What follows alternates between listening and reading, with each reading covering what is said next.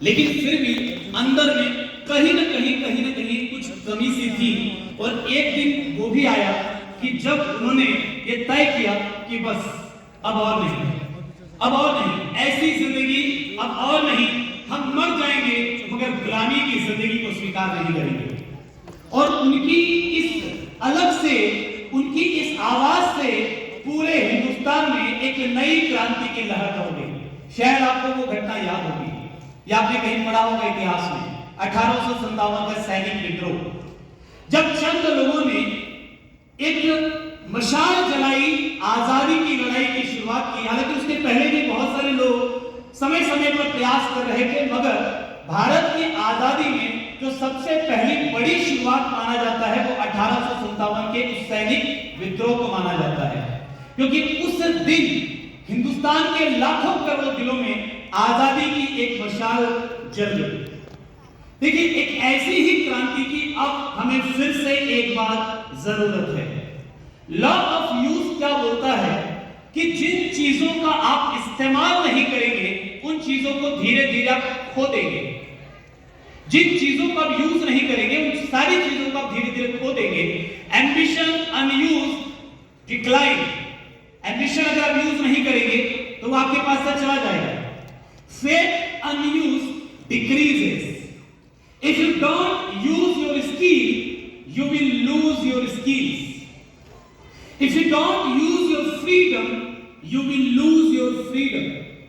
आजादी खैरात में नहीं मिलती, आजादी मांगने से नहीं मिलती। आजादी को हर दिन कमाना पड़ता है, रोज कमाना पड़ता है। अगर आजाद बने रहना चाहते हैं तो अपनी आजादी को हर रोज कमाना पड़ता है। भारत इतना बड़ा देश 200 वर्षों तक ब्रिटिश हुकूमत का गुलाम रहा।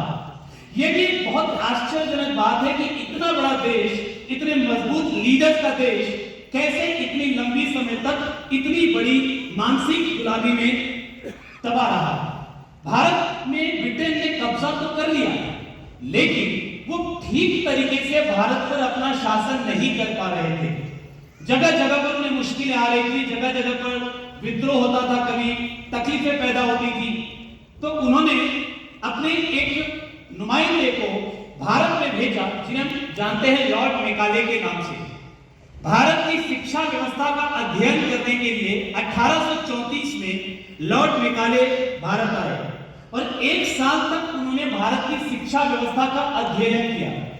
और एक साल के अध्ययन के बाद 2 फरवरी 1835 में उन्होंने अपना मिनट जारी किया, जिसमें उन्होंने अनुशंसा की कि भारत में जो गुरुकुल शिक्षा पद्धति चलती आ रही है, जिसकी वजह से भारत इतना सशक्त है, भारत के लोगों के विचार इतने मजबूत हैं, इस गुरुकुल शिक्षा प्रणाली को पूरी तरह से समाप्त कर दिया जाए और भारत में पाश्चात्य शिक्षा की शुरुआत हो, शिक्षा का माध्यम अंग्रेजी हो। 1835 में यह तय किया गया कि शिक्षा का माध्यम अंग्रेजी हो और उन्होंने डाउनवर्ड फिल्ट्रेशन थ्योरी हमें दी, हमारे देश के ऊपर थोपी कि भारत के सभी लोगों को एक साथ नहीं बल्कि मध्यम वर्ग और उच्च वर्ग के कुछ लोगों को वो शिक्षा दी जाएगी, वो पाश्चात्य शिक्षा दी जाएगी। और उसका उद्देश्य ये होगा कि ऐसा वर्ग तैयार किया जा सके जो खून से भारतीय हो, रंग रूप से भारतीय हो, मगर विचारों से, नैतिकता से और बुद्धिमत्ता से वो ब्रिटिश हो।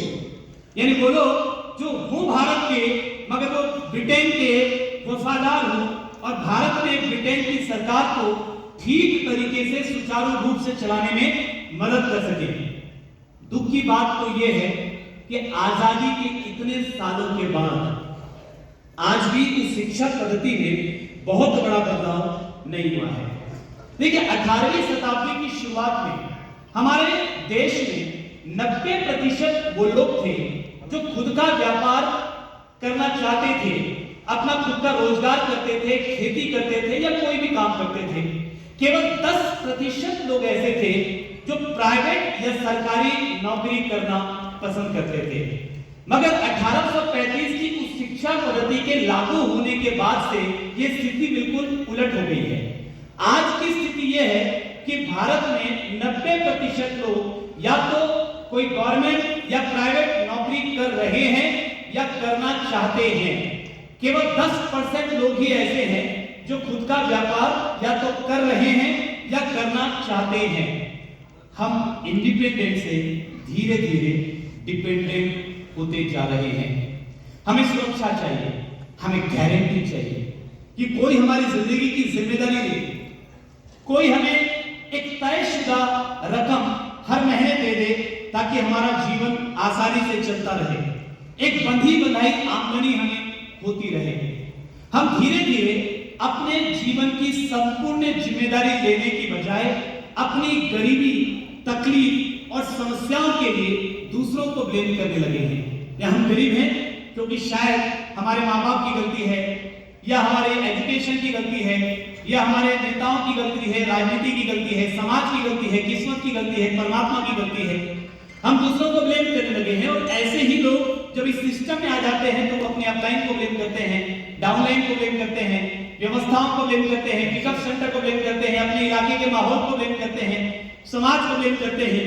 और हम खुद को बेचारा, बेसहारा और पीड़ित साबित करने में लगे हुए हैं। सही रास्ते की बजाय आसान रास्ता चुनने लगे हैं। देखिए, हमारे पूर्वजों ने कभी सहारे की तलाश नहीं की। उन्होंने हमेशा केवल दो ही चीजें चाहिए। उन्होंने कभी सहारा नहीं चाहा, दो ही चीजें चाहिए, आजादी से जीवन जीने का अवसर और अपने परिवार की संपूर्ण जिम्मेदारी अपने हाथों में लेने का मौका, लेने की ताकत। ये दो ही चीजें उन्होंने परमपिता परमात्मा से हमेशा मांगी। मगर आज हम आश्रित हो गए हैं। दुख की बात है, अपने हालात से हम समझौता कर चुके हैं। कोई ये सवाल पूछ ही नहीं रहा कि क्या ये जीवन जीने का सही तरीका है। बस जी रहे हैं, जिंदगी चल रही है। और याद रखिए कि शिव खेड़ा जी ने ये कहा है कि यदि आप समाधान का हिस्सा नहीं हैं तो आप ही समस्या हैं। हम में से अधिकतर लोग आउटर डायरेक्टेड हो गए हैं, यानी हम चीजों पर प्रतिक्रिया करने में इतने व्यस्त हैं कि हम अपने जीवन की प्लानिंग करने में और एक्ट करने को भूल गए हैं। हम रिएक्ट करने पर लगे हुए हैं, हम रिस्पॉन्ड नहीं कर रहे, हम रिएक्ट कर रहे हैं। हम बाहर के माहौल से परिचालित हो रहे हैं। हम भीड़ से अलग होने की कोशिश नहीं कर रहे, बस किसी तरह से भीड़ में अपने आप को फिट रखने की कोशिश कर रहे हैं, जिंदगी चलाने की कोशिश कर रहे हैं। हम अपनी जिंदगी, अपने भविष्य का चुनाव नहीं कर रहे, बस आने वाली परिस्थितियों पर किसी तरह से रिएक्ट कर रहे हैं। देखिए, अधिकतर लोग बदलाव चाहते हैं। आप भी चाहते होंगे, चाहते हैं? यस, चाहते हैं। अधिकतर लोग बदलाव चाहते हैं, घुटती सिसकती जिंदगी से बाहर आना चाहते हैं, गरीबी के दलदल से बाहर आना चाहते हैं। कितने लोग आना चाहते हैं? एक बार हाथ खड़ा करके बताइए, हम आना चाहते हैं। आना चाहते हैं? आना चाहते हैं? अपने बगल वाले को बताइए, मैं आने के लिए तैयार हूं। मैं गरीबी के दलदल से बाहर आने के लिए तैयार हूं। तो आना चाहते हैं लोग, आना चाहते हैं। मगर फिर हम आ क्यों नहीं पा रहे? क्योंकि इसके लिए हमें इनर डायरेक्टेड होना पड़ेगा। हमें दूसरों की ओपिनियन, सोच और भावनाओं से प्रभावित नहीं होकर, बल्कि अपने सपनों, अपने विजन पर विश्वास रखते हुए अपने डिसीजन और अपने एक्शन की पूरी जिम्मेदारी लेनी होगी। क्या आप तैयार हैं? ले पाएंगे? विरोध आएगा, चलेगा। लोग आपको समझाएंगे कि आप नहीं कर सकते हैं। तैयार हैं आप? देखिए, देश को और मजबूत बनाने के लिए हमें मजबूत लोगों की जरूरत है, क्योंकि कमजोर लोगों के वैल्यूज भी कमजोर होते हैं। जिन लोगों के सपने छोटे होते हैं ना, उनके जीवन मूल्य भी कमजोर होते हैं। उन्हें दुनिया से कोई मतलब नहीं, उन्हें पड़ोसी से कोई मतलब नहीं, उन्हें अपने समाज से कोई मतलब नहीं। समाज का भला वही लोग कर सकते हैं जिनके सपनों में जान होती है, जिनके पास बड़े सपने होते हैं। आज आर्थिक और सामाजिक बदलाव बहुत तेज हो चुका है, मगर अफसोस की बात है कि कई लोग इसके लिए, इस बदलाव के लिए तैयार नहीं हैं। नहीं है साहब, तैयार नहीं। यहां बैठ के जैसे बोलना अलग बात है, बट कई लोग इस बदलाव के लिए तैयार नहीं है।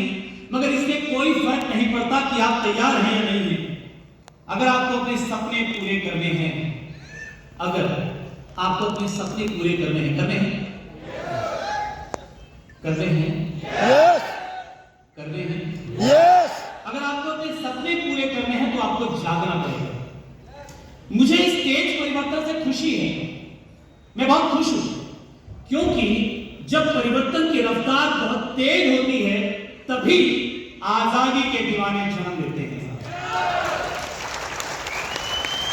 सालों पहले कुछ लोगों ने तय किया था कि अब एक दिन भी और गुलामी की जिंदगी नहीं जिएंगे।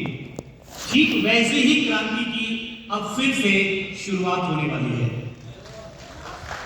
तैयार हो गए? ये क्रांति वो लोग शुरू करेंगे जो नौकरी की गुलामी से तंग आ चुके हैं।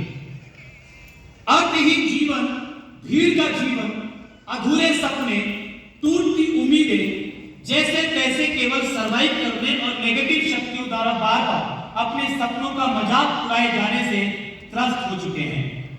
जो लोग सही अवसर की तलाश कर रहे हैं, मुझे नहीं मालूम कि यहां पर कितने लोग तैयार हैं इसके लिए। यह आपको बताना है, यह आपको अपने आप से पूछना है। लेकिन कुछ लोग हैं जो यहां भी हैं, जो इस क्रांति की शुरुआत करने वाले हैं।